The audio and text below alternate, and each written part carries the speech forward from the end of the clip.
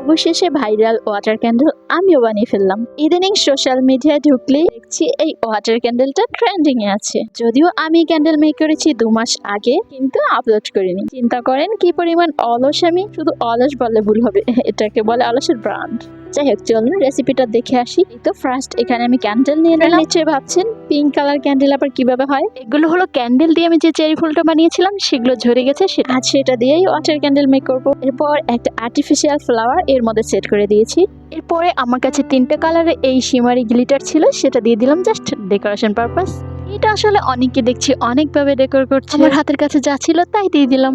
পরে একটা ডলার কেটে এরকম করে দিলাম যাতে উপরে একটু ভাসমান অবস্থায় থাকে। এবার সুতোটা ছেদ করে নিলাম, তারপরে গলানো ক্যান্ডেলটা উপর থেকে ঢেলে দিলাম। আর এই ক্যান্ডেল ঢালার সময় অসাধারণ একটা ভিউ দেখলাম। ক্যান্ডেল গুলো জাস্ট একদম পিরামিডের মতো নিচ থেকে সেট হচ্ছিল। এই যা, আমার ক্যান্ডেল পড়েই গেল। ভিডিও মেক করতে গেলে এরকম অ্যাক্সিডেন্ট আমার ঘটবেই ঘটবে। দেখুন নিচের দিকটা একদম একটা পিরামিডের মতো লাগছে। অবশ্য পরে আমি এই পিরামিড গুলো কিন্তু ভেঙে দিয়েছি। এরপরে আমি স্মেলের জন্য ল্যাভেন্ডার এসেন্সিয়াল অয়েল দিলাম। This is the final look. এবার বলি পিরামিডটা কিভাবে ভেঙে দিলাম। এটা যেহেতু আমার ক্যান্ডেল কম হয়ে গেছিল পরিমাণে উপর থেকে, তাই আমি এটা তুলে পিরামিডটা কেটে সেই ক্যান্ডেলটা উপর থেকে বেশি করে দিয়ে সেট করে দিয়েছি। শেষ করেন এটা জ্বালানোর পর এত সুন্দর একটা ভিউ আর এত সুন্দর স্মেল দিচ্ছিল, কি আর বলবো।